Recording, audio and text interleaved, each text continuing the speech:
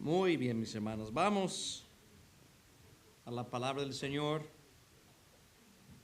Porque ¿a dónde más vamos a ir? ¿Verdad? ¿Quién más tiene palabras de vida eterna, de esperanza, palabras de verdad, sino en la palabra del Señor? Vamos a Filipenses capítulo 1. Carta a los Filipenses capítulo 1. Leeremos un par de versículos aquí. Filipenses 1. Y la verdad, este mensaje inicia con una frase que encontramos en Filipenses 1:7 y también Filipenses 1:17. Pero luego de allí vamos a ver muchos pasajes. Y la verdad, cuando estaba preparando esto, yo digo, me siento como una persona que tiene 100 libras de ropa y tiene que caber una maleta donde nada más caben 50, ¿verdad? Que uno empuje, trate de cerrar el zipper y casi está por explotar. Dándoles todo lo que tengo de versículos en el tiempo al cual están acostumbrados, ¿verdad? Esa es siempre la lucha, ¿verdad? Pero vamos a iniciar Filipenses 1, versículo 7, y luego brincaremos al 17. La palabra de Dios dice, como me es justo sentir esto de todos vosotros, por cuantos tengo en el corazón, y en mis prisiones, y en la defensa y confirmación del Evangelio. Sois todos vosotros compañeros de mi gracia. Verso 17. Pero los otros por amor, sabiendo que soy puesto por la defensa del Evangelio. Oremos, Padre Celestial, bendiga tu santa palabra cuando está siendo expuesta. Use tu siervo inútil, Señor, para poder exponer las verdades que son eternas, verdades que pueden ser básicas, pero al mismo tiempo, Señor, son fundamentales a lo que nosotros creemos. Te ruego que me ayudes a hablar con franqueza y al mismo tiempo hablar con pasión, a hablar con denuedo sobre las cosas que vamos a ver en esta mañana. Y si hubiera alguien que no entiende o no ha entendido lo que es el Evangelio de Cristo Jesús, que hoy día, Señor, esa verdad de Cristo pueda resplandecer en su corazón. Así que danos oídos para oír, corazones para recibir esta santa palabra. En nombre de Cristo te lo pedimos. Amén y amén. Muy bien, pueden tomar asiento, mis hermanos. Hay muchas formas en que uno puede predicar la palabra y durante los años les he mostrado, no porque les digo francamente, sino si usted es buen observador, a veces predicamos un capítulo, 2 o 3 enteros y hablamos de una historia. A veces hacemos una predicación temática, donde estudiamos una palabra, una frase. Pero luego hay mensajes que uno inicia con un texto y luego desarrolla ese texto utilizando otros textos de la palabra del Señor. Ayer en el culto de varones nadie predicó sobre este tema, pero lo leímos casualmente y se me sobresalió una frase que está en ambos versículos. Yo digo, bueno, yo creo que esto debo hablarlo. Y no estaba pensando en predicar sobre esto durante la semana, pero Dios me dio este pensamiento y gracias a Dios aquí está el producto. En Filipenses 1:7 y 17, la frase que está en ambos versículos es la frase, la defensa del Evangelio. Y eso es el título del mensaje hoy, esta mañana, en defensa del Evangelio. Debemos comenzar primeramente, ¿qué significa la palabra defender? Es amparar, librar, proteger, mantener, conservar, sostener algo contra el dictamen ajeno, abogar, alegar en favor de alguien. Una defensa es una acción de defenderse. Amparo, protección, socorro, obra de fortificación que sirve para defender una plaza o un campamento. Razón o motivo que se alega en juicio para contradecir la pretensión del demandante. Esa es la definición extendida. Entendemos que es defensa en varios sentidos. Por ejemplo, y se lo voy a mostrar, Esther capítulo 8. Tal vez cuando pensamos en defensa, defensa propia, pensamos en alguien que quiere hacernos daño. Alguien que quiere hacernos daño, quiere robar pertenencias o quiere invadir a nuestra casa a robar. Y pensamos en qué haría yo para defenderme en semejante caso. En Esther capítulo 8 y versículo 11, la palabra de Dios dice, con intimación de que el rey concedía a los judíos que estaban en todas las ciudades, que se juntasen y estuviesen a la defensa de su vida, prontos a destruir y matar y acabar con todo ejército de pueblo o provincia que viniese contra ellos, aun niños y mujeres, y su despojo para presa. Por no entrar en toda la historia, saben que los judíos estaban bajo amenaza por la firma de rey a través de Amán. Entonces el rey, o a través de Mardoqueo, escribió otra ley que permitió a los judíos hacer ¿qué? Ponerse a la defensa de su propia vida, cosa que sucedió. Capítulo 9, verso 16. En cuanto a los otros judíos que estaban en las provincias del rey, también se juntaron y pusiéronse en defensa de su vida, y tuvieron reposo de sus enemigos y mataron de sus contrarios. 75,000 más a la presa no metieron su mano. Así que muy conocido. Uno puede tener defensa de su propia vida. Ahora, si usted tiene su fusil en casa, si tiene un cuchillo, su flecha y arco, no sé qué tenga, para defenderse. Pero si tiene algo, el propósito es defender su hogar contra algún asaltante. Pero bíblicamente hay otra clase de defensa, y es Job capítulo 22. Vamos a ver Job 22, solo para, de forma de introducción, mostrarles diferentes defensas que hay. Defensa de la vida propia, y esto ya es defensa de parte de Dios. Defensa de parte de Dios. Job 22 y el versículo 25.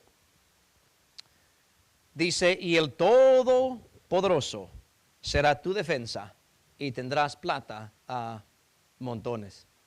Bueno, esa es la clase de defensa que yo quiero. ¿Por qué? Porque es el Todopoderoso, el omnipotente, al que no le falta nada, el que puede vencer a todos. Ahora, obviamente hablamos de una defensa espiritual de parte de Dios. Igual, Salmo 59 nos habla de esta defensa de parte de Dios. Salmo 59 y el versículo 9. Salmo 59, verso 9. Dice, de su fuerza esperaré yo en ti, porque Dios es mi defensa. Dios es mi defensa. Mis hermanos, Cristo habló de esto en Juan capítulo 10, cuando dijo lo siguiente: mis ovejas oyen mi voz y me siguen, y nadie las arrebatará de la mano de mi Padre. ¿Por qué? Porque Dios es mi defensa. Mi vida eterna, mi salvación, depende no de mis fuerzas, sino las fuerzas de Cristo Jesús y de su Padre Celestial. Si el Omnipotente es tu defensa, no tienes por qué preguntarte si es posible que Satanás venga a arrebatar tu alma. No es posible. ¿Por qué? Porque el Omnipotente es tu defensa. Así que vimos defensa de vida física, vimos defensa de vida espiritual. Pero me atrevo a decir que la defensa de que habla el apóstol Pablo en Filipenses 1, que dice él, soy puesto para la defensa y la confirmación del Evangelio, no habla de la protección física, ni siquiera habla de que Dios está defendiendo mi salvación, sino defensa en sentido de litigación. Una de las definiciones que le di de defensa es razón o motivo que se alega en juicio para contradecir la pretensión del demandante. En varias ocasiones Pablo tuvo que dar respuesta a aquellos que estaban levantando calumnia. Si se acuerdan, algunos dudaban de su apostolado, ¿verdad? Y en 1 Corintios 9, él da sus argumentos, da su defensa de su propio apostolado, diciendo, yo vi al Señor, yo lo vi resucitado. Entonces, aunque sea inferior a ellos a mi estima porque maté a creyentes, yo soy un apóstol. Nadie me puede quitar esa posición, defendiendo su apostolado. Y eso es el sentir de la defensa del Evangelio. Vamos a Hechos 25. Hechos 25. En varias ocasiones Pablo tuvo que defender su ministerio. En esta ocasión específica, los judíos le querían silenciar, querían callar a Pablo para que no predicara más el evangelio. Y entonces está arrastrado delante de los políticos. Y leamos en Hechos 25, verso 16. Perdón, Hechos 25, dice, ahí está, perdón. A los cuales respondí, no ser costumbre de los romanos dar alguno a la muerte antes que el que es acusado tenga presentes sus acusadores y haya lugar de defenderse de la acusación. La costumbre que tenía, y hasta el día de hoy, si alguien es acusado de algún delito, debe tener oportunidad para defenderse, o por sí mismo, o a través de abogados, pero debe darle una oportunidad de presentar sus argumentos. No sea que muera equivocadamente por una calumnia. Y saben, todo el capítulo Hechos 26 es la defensa del apóstol Pablo. No leeremos todo por el tiempo, pero leamos unos cuantos versículos. Hechos 26, verso 1. Entonces, Agripa dijo a Pablo, se te permite hablar por ti mismo. Palabras peligrosas para un predicador. ¿Por qué? Porque siempre queremos hablar. Cuando le dicen a Pablo, puedes hablar, ¿de qué creen que Pablo va a hablar? ¿De los deportes? ¿De algún artista? ¿De la película nueva? ¿De las gangas que hay en las tiendas? Va a hablar de Cristo. Y es lo que hace. Entonces, feliz está Pablo. Miren lo que dice. Pablo entonces, extendiendo la mano, comenzó a responder por sí, diciendo, acerca de todas las cosas de que soy acusado por los judíos, oh rey Agripa, me tengo por dichoso. Felicísimo estoy de que hay hoy de defenderme delante de ti. Y nos estamos acercando entonces a lo que significa que Pablo es puesto por la defensa del evangelio. Es dar unos argumentos, dar unas razones para contradecir la pretensión del demandante. Aquel que está calumniando, aquel que está acusando. Voy a presentar mi defensa. Y saben, él corre en todo este capítulo por su vida de antes, luego cómo conoció al Señor y luego su ministerio presente. Bajen a este versículo. Por no leer todo. Hechos 26, lee conmigo verso 22. Mas ayudado del auxilio de Dios, persevero hasta el día de hoy, dando testimonio a pequeños y a grandes, no diciendo nada, fuera de las cosas que los profetas y Moisés dijeron que habían de venir. Que Cristo había de padecer y ser el primero de la resurrección de los muertos, para anunciar luz al pueblo y los gentiles, y diciéndole estas cosas en su defensa, Festo a gran voz dijo, estás loco, Pablo, las muchas letras te vuelven loco. Inicia en verso 1, termina en verso 24, dice, descanso mi defensa. Su defensa consistía en explicar lo que Cristo había hecho en su vida. Lo que era antes un perseguidor, un blasfemo, un odioso, uno que mataba creyentes. Cómo Cristo lo alcanzó y cómo ahora él predicaba el evangelio que antes trataba de destruir. Y en todo sentido de la palabra, exaltando al Señor Jesucristo crucificado, resucitado, y ahora es luz al pueblo judío y a los gentiles. Pablo da una buena defensa y no era tanto para que no fuera a la cárcel. Yo creo que para Pablo lo de menos. Pablo quiere aprovechar la oportunidad de presentar esta defensa, por lo que les dije, defender el evangelio. Ahora, eso es la introducción. Vamos entonces al mensaje. Si Pablo fue puesto por la defensa y confirmación del evangelio, Primeramente, si el evangelio necesita ser defendido, implica que hay un ataque, hay una oposición, hay un contrincante, hay alguien que quisiera competir o combatir con el evangelio. Alguien o algunos, un sistema, en fin, hay una oposición contra el evangelio. Porque de otra manera, ¿por qué necesitas defensa? Si yo viviera en una isla inhabitada, que solamente estoy yo y mi familia, yo no tengo que echar llave a mi carro cuando ando, porque no hay ninguna posibilidad de que alguien me vaya a asaltar. Si Pablo es puesto por la defensa del evangelio, implica que hay un ataque real y serio, hay una oposición en contra del evangelio. Van conmigo a 2 Corintios capítulo 4. La verdad es que sí hay un asalto contra el evangelio, iniciando o encabezado, ¿por quién? Ningún otro, sino el Dios de este siglo, de minúsculo, el mismo Satanás. 2 Corintios 4, versículo 3 y 4. Que si nuestro evangelio está aún encubierto, entre los que se pierden está encubierto, en los cuales el Dios de este siglo cegó los entendimientos de los incrédulos, para que no les resplandezca la lumbre del evangelio de la gloria de Cristo, el cual es la imagen de Dios. ¿Quién es el agente envuelto en el negocio de cegar las mentes de los incrédulos para que no les resplandezca la luz del evangelio? El Dios de minúsculo de este siglo, el mismo Satanás. No nos debe sorprender esto. Cristo dijo en Mateo 13, el enemigo que se sembró la cizaña en el campo, ¿quién es? El diablo.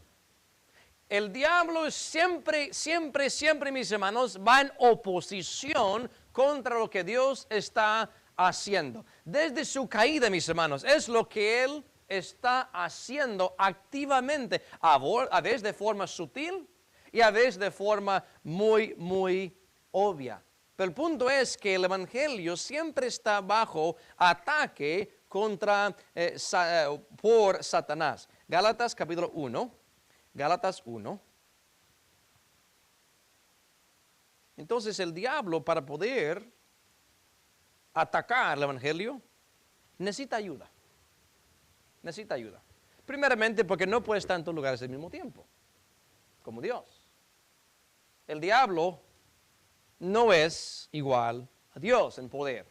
Nunca piensen, mis hermanos, que Dios es así poderoso para el bueno y el diablo es así poderoso para el malo. No. Él es malo, sí, sin duda. Pero su poder palidece comparado con el poder del Todopoderoso. Así que como necesita ayuda el diablo para poder combatir contra el evangelio, recluta ayuda de gentes. Gálatas capítulo 1, verso 6 en adelante.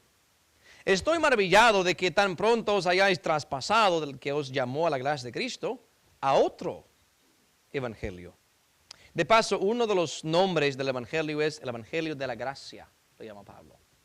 Entonces, Pablo está sorprendido, maravillado, asombrado, de que tan rápido, después de que se fue de ellos, se habían dejado el conocimiento del evangelio de la gracia a otro evangelio.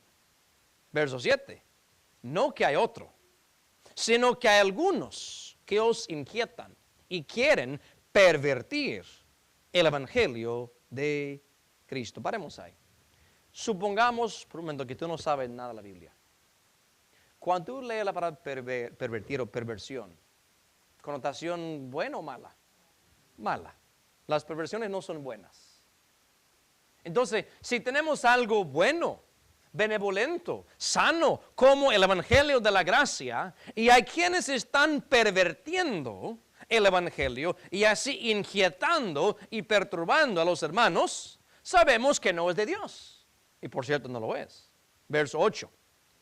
Mas aun si nosotros o un ángel del cielo os anunciare otro evangelio del que os hemos anunciado, sea anatema. ¿Qué significa anatema? Maldito. Palabra fuerte. Como antes hemos dicho, también ahora decimos otra vez, si alguno os anunciare otro evangelio del que habéis recibido, sea anatema. Ahora bien, les dije hace un momento que el diablo es muy sutil y él siempre va en contra de Dios, pero una forma en que él logra quedar, ¿cómo se los explico? De quedar incógnito es hacer imitación de cosas divinas. Y el diablo ataca, según vemos aquí, presentando no el contrario del evangelio por sí. Porque evangelio significa ¿qué? Buenas nuevas, ¿verdad? Entonces, el contrario de eso sería malas nuevas. El diablo no viene trayendo malas nuevas, por lo menos no lo etiqueta así. Traigo malas nuevas. No. Sino que dice, trae otro evangelio. Oh, pero el evangelio suena bonito. Sí, pero es otro. Es una perversión. No es la verdadera gracia de Cristo. Es una perversión, es una alteración. Y aquel que lo predica como aquel que lo cree es anatema. Ahora bien, ¿en qué consiste este evangelio falso? Bajan hasta capítulo 3, Gálatas 3. Versículos 1 al 3. Oh Gálatas insensatos, ¿quién os fascinó para no obedecer a la verdad? Ante cuyos ojos Jesucristo fue ya descrito como crucificado entre vosotros. Esto solo quiero saber de vosotros. ¿Recibisteis el Espíritu por las obras de la ley o por lo oír de la fe? Bueno, no voy a abusar la palabra, pero en vez de decir Gálatas insensatos, voy a decir hermanos en la Iglesia Bautista Bíblica. Los que recibieron el Espíritu de Dios, ¿cómo lo recibieron? Porque hicieron ciertas obras de la ley para recibirlo o por oír de la fe. ¿Cómo responderían? Correcto. Me alegra el corazón. Respondieron bien. Dice Pablo en Efesios 1:13, desde que creímos, fuimos sellados con el Espíritu Santo de la promesa. Así que sin duda, nosotros, los de Galacia, los de Colosa, los de Tesalónica, los de Roma, de todas las iglesias, desde tiempo de eternidad, reciben el Espíritu por la fe en el Señor Jesucristo. Pero la perversión que comenzó a brotar en esta ciudad eran personas que enseñaban que por la carne, por las obras se perfeccionaban. Verso 3. Tan necios sois, habiendo comenzado por el Espíritu, ahora os perfeccionáis por la carne. La alteración o la perversión que se estaba propagando en Galacia era un evangelio a base de obras, Los cánticos que entonamos no eran al azar, no es que escogí así nada más, bueno, este. Escogimos cánticos que hablaban de nuestra salvación, si percataron.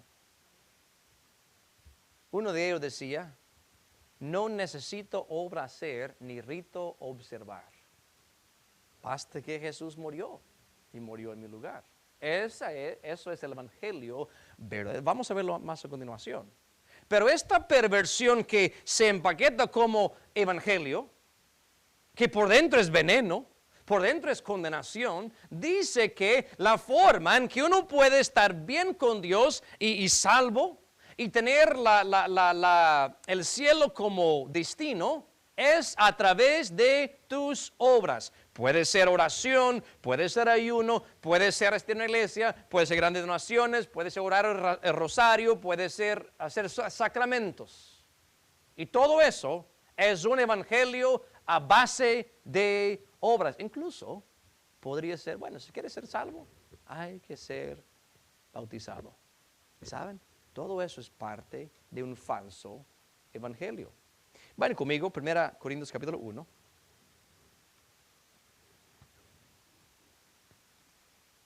1 Corintios capítulo 1,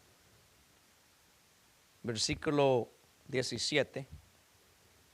En estos versículos Pablo está acordándose de algunos a quien él había bautizado y otros que no había bautizado. Y en versículo 17 dice, porque no me envió Cristo a bautizar, sino a predicar ¿el qué? El evangelio. No en sabiduría de palabras, porque no se ha hecho vana la cruz de Cristo. Pablo es muy claro en hacer una división entre lo que es bautizar a alguien y predicar el evangelio. Si el bautismo fuese una parte innata del evangelio, de que tiene que hacerlo para ser salvo, entonces no tiene sentido lo que Pablo dijo aquí. Él es mandado a predicar el evangelio. Ahora, él bautizaba cuando hubiera oportunidad, pero la misión de él era predicar el evangelio. Entonces decimos, mis hermanos, que Satanás ataca y asalta el evangelio, no presentando el contraevangelio por sí, sino un evangelio falso, un evangelio pervertido, un evangelio que parece que es religioso, porque involucra que me haga miembro de esta organización, involucra que participo en ciertos ritos, involucra que doy de mis posesiones, involucra muchas cosas ajenas a lo que es el evangelio verdadero. Usted dice, ¿cómo puedes hablar así con tanta autoridad y seguridad? Porque bíblica estoy hablando de lo que es la Biblia y el evangelio según la Biblia, no según mi pensamiento. Lo vamos a ver a continuación. Según Corintios 11, así que el diablo es el oponente más grande del evangelio. Y por eso Pablo fue puesto por la defensa del evangelio. Yo creo que Pablo entendió que la lucha no es contra sangre y carne. Pues lo escribió. Él entendió que los oponentes del evangelio, aunque eran carne y sangre, realmente eran personas siendo utilizadas por Satanás que estaban bajo su propio engaño. Personas que contradecían el evangelio verdadero. Según Corintios 11, versículos 13 al 15. Porque estos son falsos apóstoles, obreros fraudulentos, transfigurándose en apóstoles de Cristo.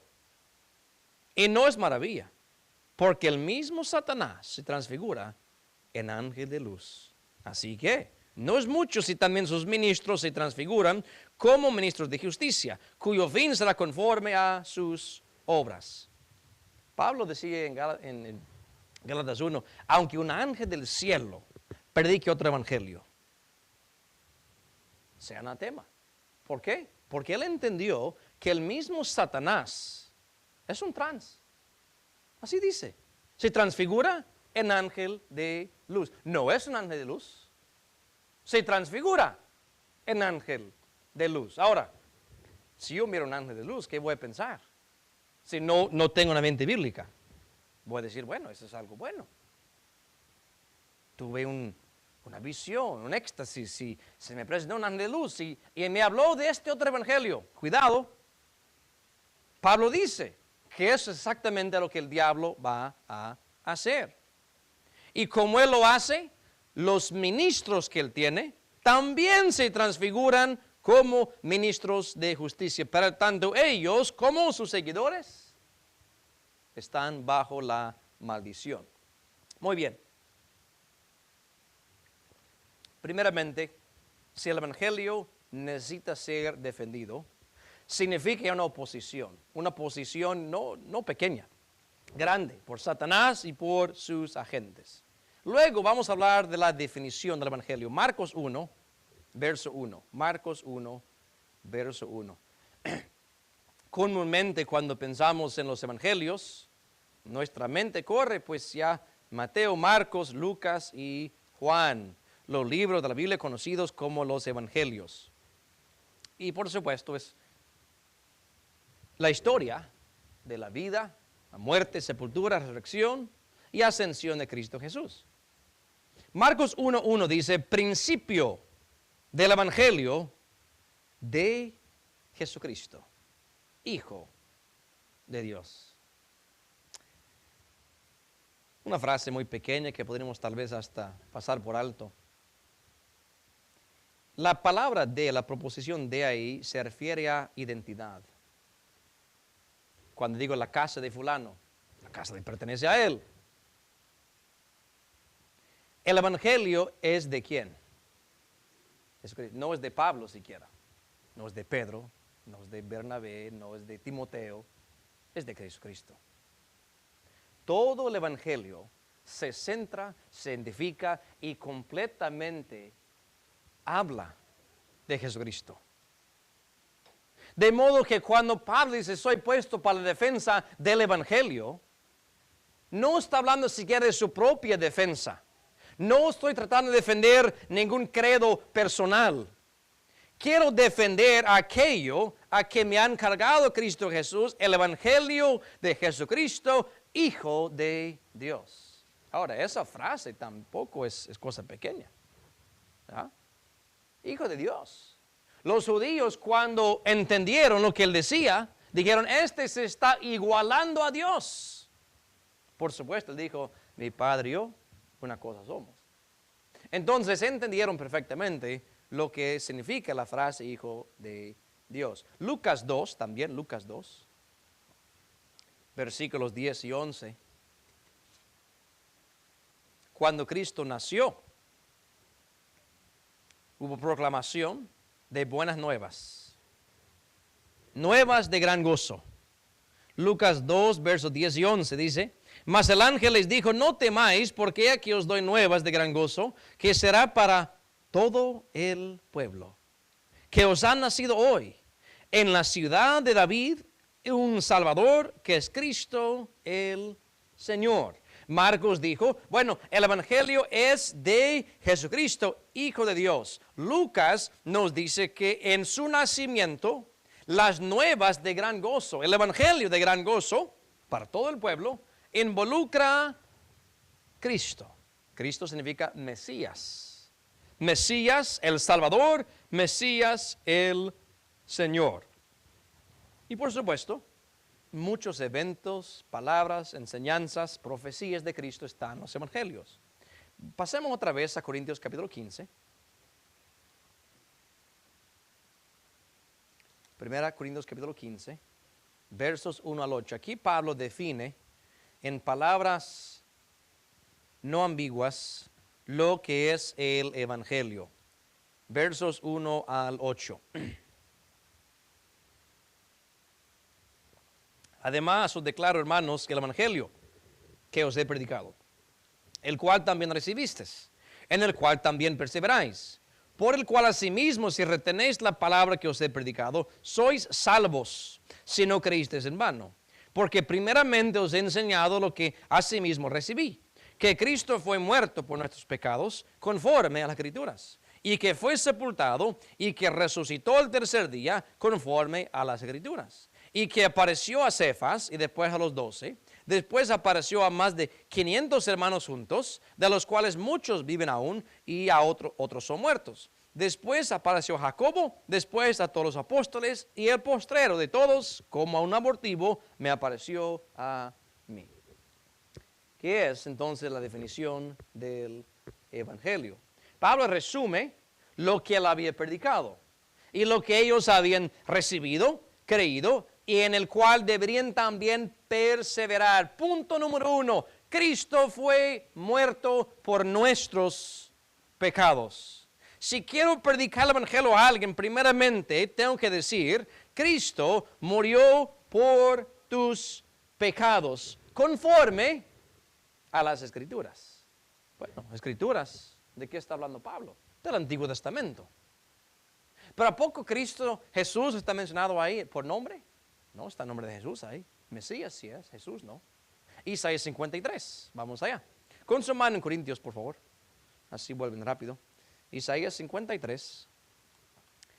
Si Pablo es puesto para la defensa del evangelio, entonces él necesitaba poder presentar argumentos, pruebas, motivos para contradecir la pretensión de los demandantes, aquellos que decían que no, que eso no es así. Pablo estaba preparado para defender el Evangelio.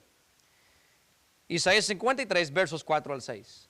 Ciertamente llevó él nuestras enfermedades y sufrió nuestros dolores, y nosotros le tuvimos por azotado, por herido de Dios y abatido. Mas el herido fue por nuestras rebeliones, molido por nuestros pecados, el castigo de nuestra paz sobre él, y por su llaga fuimos nosotros curados. Todos nosotros nos descarriamos como ovejas, cada cual se apartó por su camino, mas Jehová cargó en él el pecado de todos nosotros.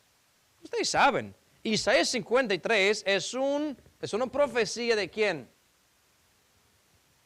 No del profeta Isaías, no del pueblo judío, sino del mismo Cristo Jesús, porque Felipe utiliza este mismo pasaje en Hechos 8 para anunciar el evangelio de ¿quién? Jesús, así es, exactamente. Entonces Cristo murió por nuestros pecados conforme a las Escrituras, y la defensa es que desde Isaías se profetizó de esta misión. Luego el apóstol Juan dijo, Cristo es la propiciación por nuestros pecados, y no solamente los nuestros, sino los de todo el mundo. No solamente los judíos, los gentiles también. Mis hermanos, Cristo es el Salvador de todo el mundo. Pablo escribió en Romanos 5:8, mas Dios muestra su amor para con nosotros, en que siendo aún santos, pecadores, Cristo murió por nosotros.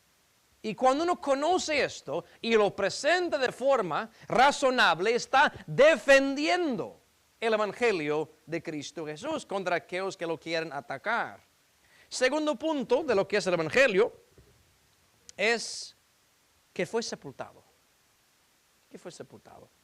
Ahora, Mateo 27 narra la historia de su sepultura. Cristo murió joven, ¿no es cierto? Unos 33 años, más o menos, tuvo él. No estaba pensando en testamento. Ayer hablamos de eso con un hermano, que a pesar de su gran edad, no. Todavía no, hijo. Todavía no. Esa es buena actitud, hombre de fe. No hay testamento ahí. Cristo tampoco tuvo testamento así, de qué hago con mis pertenencias, dónde me van a sepultar. Cuando murió, ¿qué sucedió? Mateo 27, versos 57 a 60. Y como fue la tarde del día, vino un hombre rico de Arimatea, llamado José, el cual también había sido discípulo de Jesús. Este llegó a Pilato y pidió el cuerpo de Jesús. Entonces Pilato mandó que se le diese el cuerpo. Y tomando José el cuerpo, lo envolvió en una sábana limpia y lo puso en su sepulcro nuevo, que lo había labrado en la peña, y revuelto en una gran piedra, la puerta del sepulcro se fue. Fue un sepulcro ajeno. No fue sepulcro de familiar. Fue un sepulcro de parte de José Arimateo, un discípulo rico. Ahora, ¿cuál es la importancia de la sepultura de Jesús? Para probar que verdaderamente Él estaba muerto. Porque póngase a pensar, si Él está en la cruz y supuestamente se muere, y 3 días después aparece en la casa de alguien, pero nadie lo vio ser llevado al sepulcro, metido ahí, encerrado ahí, pudiera haber muchas dudas si realmente murió. Pero póngase a pensar, nosotros que hemos visto sepelios, y hemos visto el cuerpo adentro del ataúd, cerrar la tapa, después lo bajan, y la gente echa flores, y si usted permanece ahí, ¿qué va a haber? Pip, pip, pip. Viene la excavadora, eche toda la tierra. Ya no queda duda que esta persona está enterrada.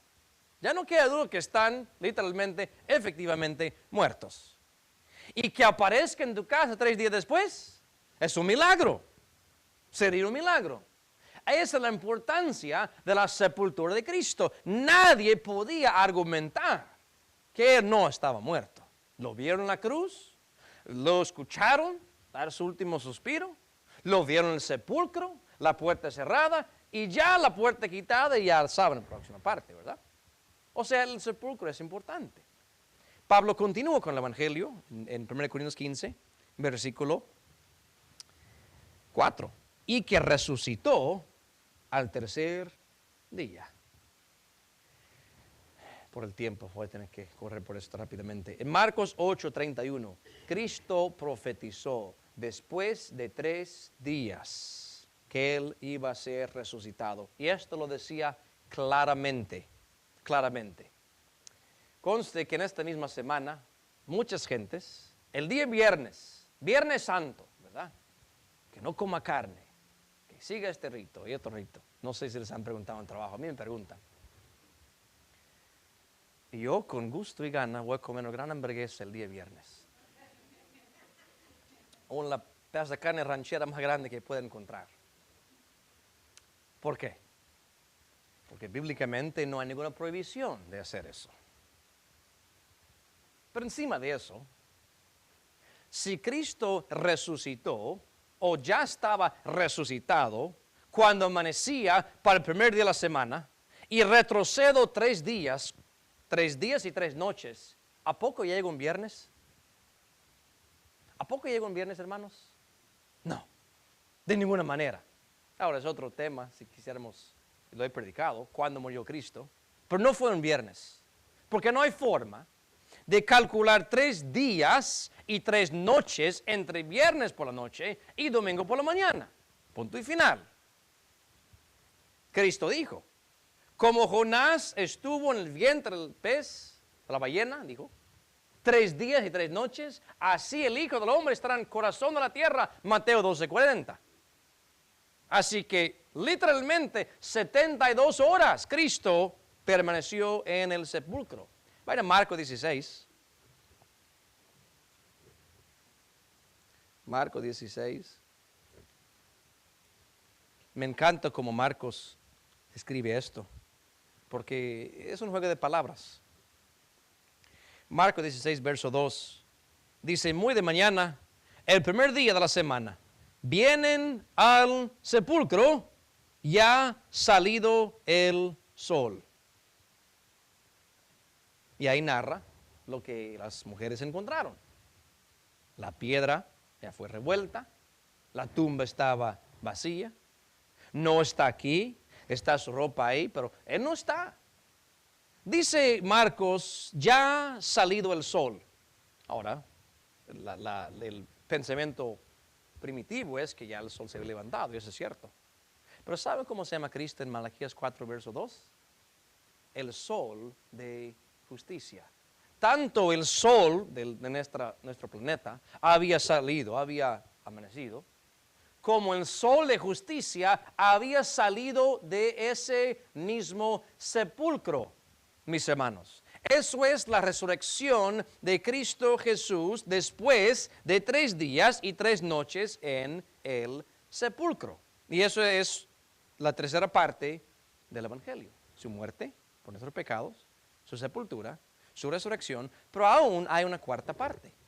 En 1 Corintios capítulo 15, a partir del versículo 5 hasta el 8, él habla de las apariencias de Cristo. Cuando estudiamos el libro de Corintios entramos en mucho detalle esto porque es muy, muy importante. ¿A quiénes Cristo apareció? ¿Y por qué Cristo les apareció? Porque, imagínense, si Cristo resucita y va derechito al cielo, sin que nadie lo vea, el Evangelio no sobrevive una semana, mis hermanos, mucho menos 2000 años. Nadie creería, oh, sí, me está diciendo que resucitó y no dignó demostrarse a nadie. Por favor, nadie va a creer eso. Cristo en toda su sabiduría dijo, me voy a resucitar, y lo hizo. Pero antes de que regrese a la diestra del Padre, me voy a mostrar con pruebas indubitables durante un periodo de 40 días. Hechos capítulo 1. Vayan allá. Hechos capítulo 1. Las apariencias de Cristo a sus seguidores son tan importantes porque mostraron sin lugar a dudas que Él había resucitado corporalmente y que nada que habían robado el cuerpo, nada de que estaban mintiendo. Hechos 1, versículo 3. Dice, a los cuales, a los apóstoles, después de haber padecido, se presentó vivo, con muchas pruebas indubitables, apareciéndoles por 40 días y hablándoles del reino de Dios. Qué tremendo tiempo para vivir. 40 días con un Cristo resucitado. Ahora, su mensaje no cambió, porque ¿saben qué predicaba antes de su crucifixión? El reino de Dios se acerca. Creed el evangelio y arrepentíos. Predicaba, enseñaba del evangelio del reino de Dios. Pero ahora, los discípulos lo están escuchando de un hombre a quien vieron muerto y lo ven resucitado. Yo creo que como ser humano, las palabras de Cristo para ellos tenían más impacto que nunca. Porque no hay ni una pizca de duda de lo que le está diciendo. O sea, vimos su poder antes en los milagros, pero esto ya es otro nivel. Y Él les habló durante 40 días. ¿Pero a quiénes? Cuando Pablo dice a quienes Él se mostró, en cada instancia eran creyentes. No vemos que Cristo se haya presentado a ningún inconverso después de su resurrección. ¿Sabe por qué? Porque el trabajo de predicar el evangelio y de testificar de la resurrección ya pertenecía a sus discípulos. Van a Hechos capítulo 10. Hechos 10. Versículo. Comenzaremos en 39 al 42. Hechos 10, 39 al 42. Dice, nosotros somos testigos de todas las cosas que hizo en la tierra de Judea y en Jerusalén, al cual mataron colgándole en un madero. A este levantó Dios al tercer día e hizo que apareciese manifiesto, no a todo el pueblo. Pregunta, ¿pudo haberse mostrado Cristo a todo el mundo? Claro. Claro. No lo hizo. Sino se manifestó a los testigos que Dios antes había ordenado, es a saber, a nosotros que comimos y bebimos con Él después que resucitó de los muertos. Y nos mandó que predicásemos al pueblo y testificásemos que Él es el que Dios ha puesto por juez de vivos y muertos. A este dan testimonio todos los profetas de que todos los que en Él creyeren recibirán perdón de pecados por su nombre. Entonces, estos discípulos fueron fortalecidos en su fe cuando vieron a Cristo, oyeron a Cristo, comieron y bebieron con Cristo.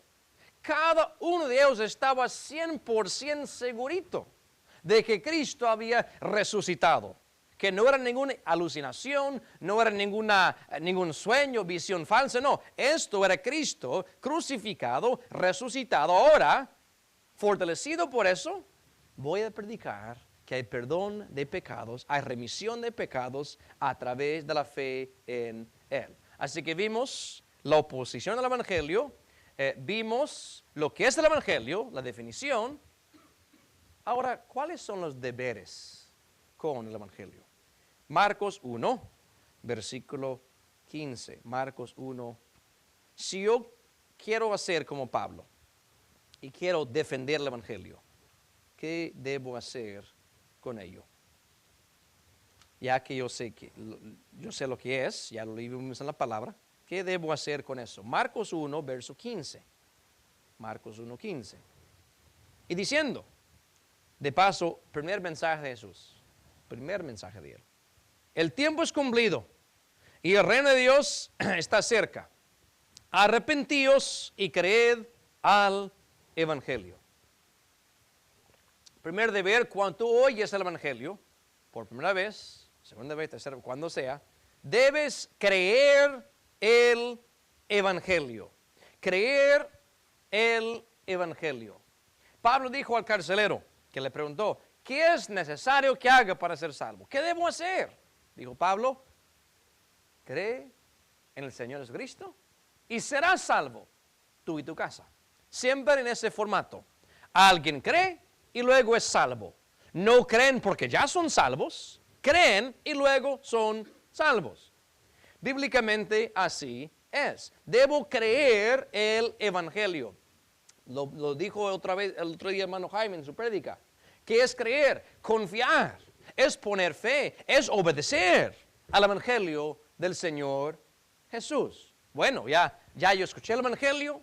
Ya pongo mi confianza en el Evangelio. ¿Qué más puedo hacer con ello? Romanos 1, versículo 16. Romanos 1, 16. Conocido el pasaje. Romanos 1, 16 dice, porque no me avergüenzo del Evangelio, porque es potencia de Dios para salud o salvación a todo aquel que cree, al judío primeramente y también al griego. No avergonzarse del Evangelio. ¿Por qué? Porque a través del Evangelio tenemos salvación. Si el Evangelio es el mecanismo que Dios utilizó para salvar mi alma, ¿cómo me voy a avergonzar del Evangelio? Así deberíamos pensar. Pero luego estamos en un ambiente hostil. Luego estamos en un ambiente donde gente ridiculiza el Evangelio. La gente ridiculiza el concepto de que Dios se ha encarnado y que su Hijo haya muerto en la cruz por mí. Y eso de una forma me da salvación. Ay, por favor, dicen las gentes. No necesito tu religión de sangre para ser salvo. Dice Pablo, no me avergüenzo del Evangelio. Le dijo a Timoteo, Timoteo, no te avergüences del Evangelio, del testimonio de nuestro Señor. Ninguna cosa de lo que Cristo hacía o enseñaba debería provocar vergüenza para el Hijo de Dios. Ahora, tal vez yo no puedo explicar con plena iluminación todo lo que él enseñaba. Pero de ninguna forma me voy a avergonzar de lo que Cristo enseñaba. La implicación es que pudiera pasar eso. Pudiera haber alguien. Porque está en un ambiente donde la gente critica el Evangelio que se avergüenza por ello. Y Pablo dice, no lo hagas. Timoteo, no te avergüences del Evangelio de nuestro Señor. Ahora, ¿qué más puedo hacer? Romanos 1:15. Así que cuanto a mí, presto estoy a anunciar el Evangelio también a vosotros que estáis en Roma. Debo anunciar el Evangelio. Aquí van unos sinónimos por si dice, anunciar, ¿qué es? Publicar, proclamar, dar noticia, hacer saber, comunicar, declarar, avisar, divulgar, informar, pregonar. Ya entendemos lo que es anunciar el Evangelio. Y bíblicamente anunciarlo, predicarlo o hasta comunicarlo. Palabras que Dios usa para hablar de lo que es comunicar, transmitir el Evangelio a otra persona. Ahora bien, dice, bueno, es difícil. Es difícil anunciar el Evangelio porque el mundo no quiere escuchar. Tampoco quiere escuchar en el tiempo de Jesús. No vayan a pensar que Cristo fue como unos mega pastores con su mega iglesia. Las únicas veces que tuvo muchas gentes es cuando estaba brindando alimentos. Cosas no han cambiado hasta el día de hoy. Pero, son otros 500. Lamentablemente hay gentes que solamente por algún bien material, ¿verdad? Buscan de Dios. Pero no por eso vamos a dejar de anunciar el Evangelio. Jesús dice en Lucas 4:43, yo fui enviado para eso. Oh, un refil, gracias hermano, gracias. Ya puedo predicar otros 30 minutos. Sí. Si no les gusta, bueno, ya, la hermana fue que me dio el agua.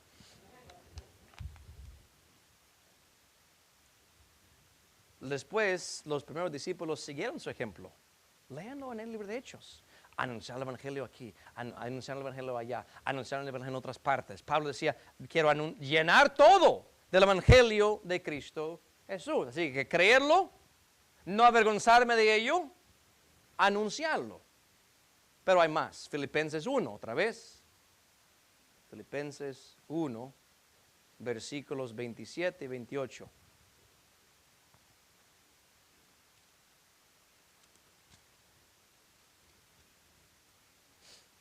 Filipenses 1, 27, 28 dice, solamente que converséis como es digno del Evangelio de Cristo, para que, o sea que vaya a veros o que esté ausente, oiga de vosotros que estáis firmes en un mismo espíritu, unánimes combatiendo juntamente por la fe del Evangelio, y en nada intimidados de los que se oponen, que ellos ciertamente es indicio de perdición, mas a vosotros de salud, y esto de Dios. ¿Qué otro deber hay? Vivir como es digno del Evangelio de Cristo. La recepción y la fe en el Evangelio guía al creyente a una vida distinta al mundo. Déjenme decirles esto muy claramente, sin palabras ambiguas. Si alguien te predica un evangelio que como fin no te conduce a una vida distinta al mundo, es otro evangelio entonces. ¿Por qué? Porque si alguno está en Cristo, ¿la misma criatura es? No. Nueva criatura es. Es una transformación. El Espíritu Santo mora en ti. Ya estás sujeto a la palabra de Dios en mente, en espíritu, en carne. Y aunque no eres perfecto, aunque no soy perfecto, vivimos y tratamos de vivir diariamente conforme al Evangelio de Cristo, digno del Evangelio de Cristo. Mis hermanos, el creyente no puede vivir igual que el mundo. No puede ser eso, no puede ser cierto. Tenemos el deber de vivir a la altura del Evangelio de Cristo. Me acuerdo hace muchos años, no sé, tal vez 30 o más, que salieron unas pulseras y luego collares que tienen las iniciales, obviamente en inglés, WWJD. ¿Se acuerdan lo que significa eso? ¿Qué haría Jesús? Lo que decía en inglés. ¿Qué haría Jesús? Y el concepto era, si traigo esta prenda o esta ropa que me hace pensar en lo que haría Jesús, voy a vivir a la altura de lo que Jesús haría. Lo que me he dado cuenta hoy en día es que muchas personas, en vez de bíblicamente hacerse la pregunta ¿qué haría Jesús?, dicen, bueno, yo creo que Jesús haría eso. Basándose en sus propios antojos, basándose en sus propios gustos. Bueno, Jesús lo haría porque a mí me gusta. No podemos actuar así, mis hermanos. El creyente tiene que vivir conforme al evangelio, digno del evangelio de Cristo. ¿Y sabe qué? Aún hombres buenos como Bernabé y Pedro. En Gálatas 2, verso 12 a 14, Pablo les reprendió porque dice, no andaban derechamente conforme al evangelio. ¿Ah? ¿Apóstoles? Que en un momento dado estaban haciendo acepción de personas. Claro. ¿Y nosotros qué? ¿Somos incapaces de vivir bajo el estándar de Dios? Mis hermanos, solo podemos vivir a la altura de la dignidad del evangelio si estamos diariamente sujetos a su voluntad, constantemente en intimidad con Dios, constantemente buscando su rostro. Pablo habla mucho de esto, del andar del creyente. En Efesios 4, Colosenses 1, muchos pasajes que hablan de humildad y mansedumbre y amor. Esto es andar conforme al evangelio. Quiero terminar con dos pasajes. Ya termino. Juan 18.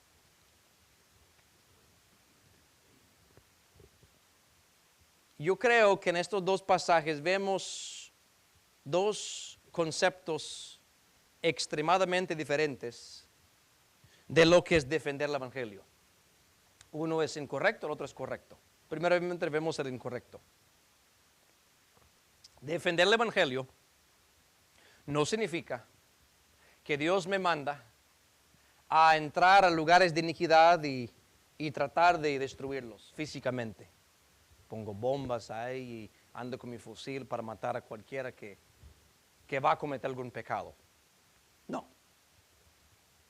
Para nada. Eso no es defender el evangelio. En Juan 18, conocen la historia.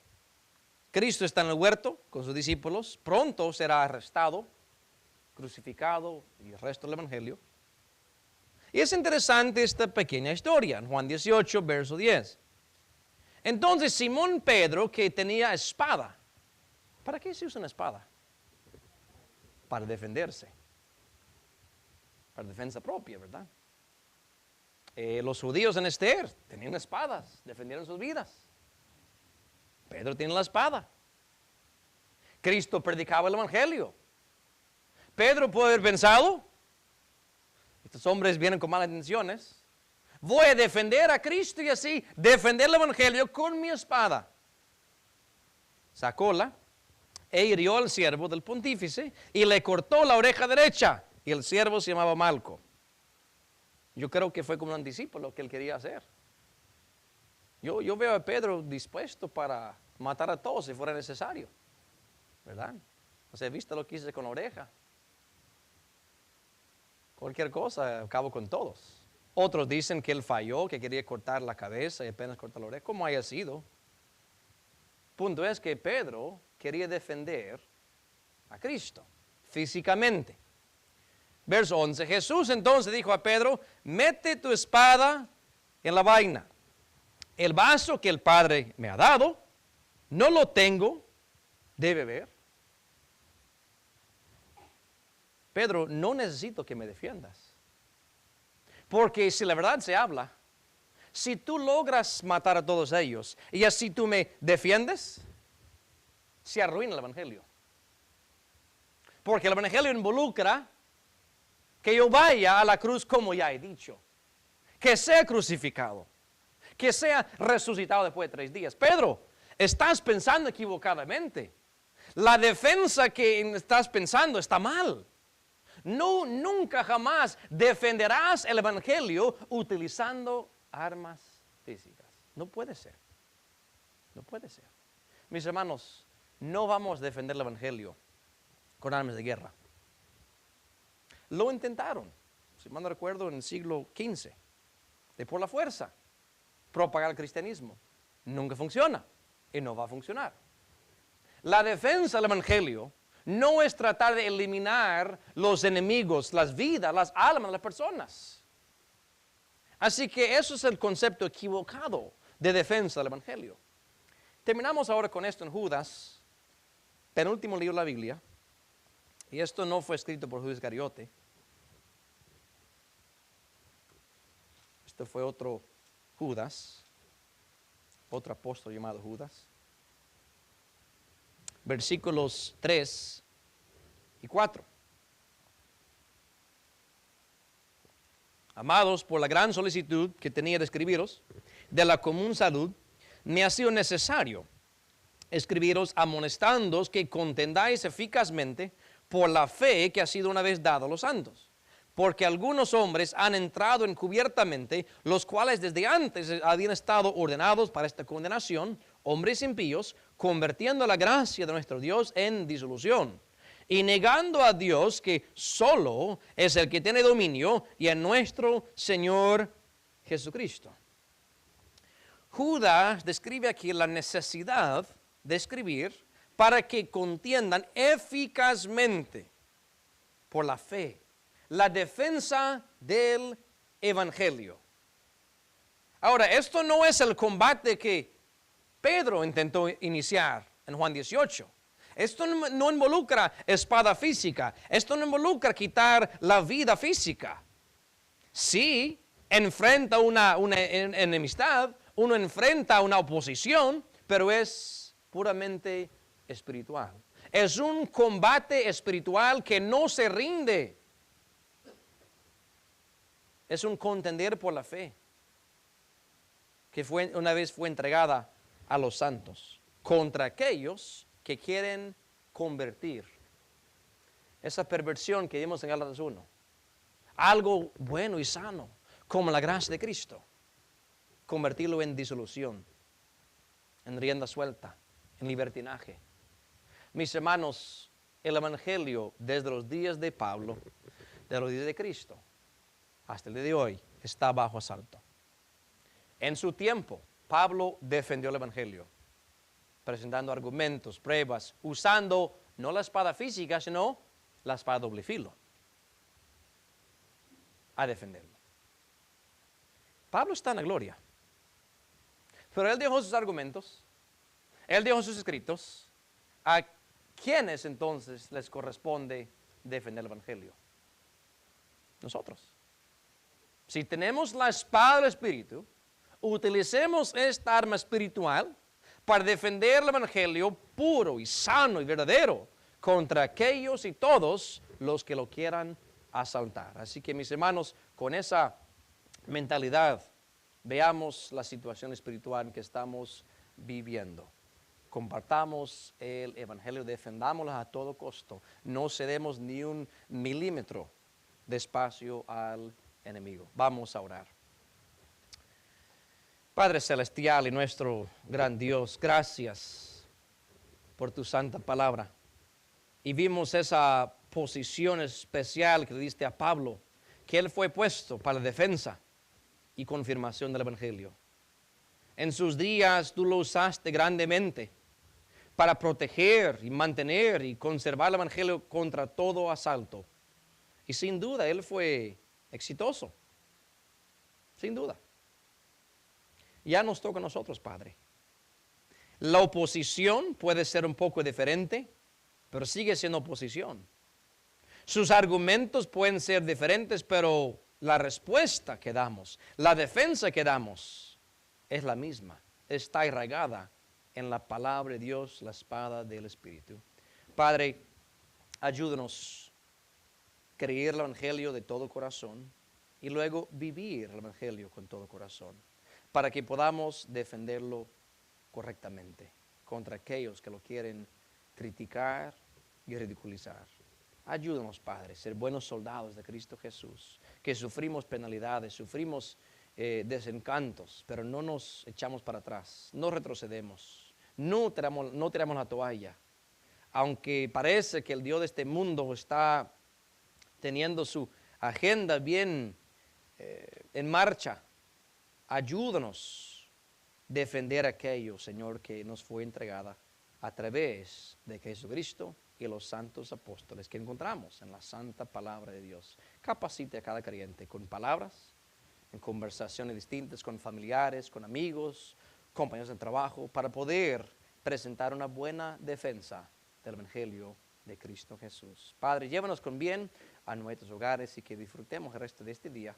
En nombre de Cristo Jesús te lo pedimos. Amén y amén. Amén. Dios les bendiga, mis hermanos, camaradas, salgamos.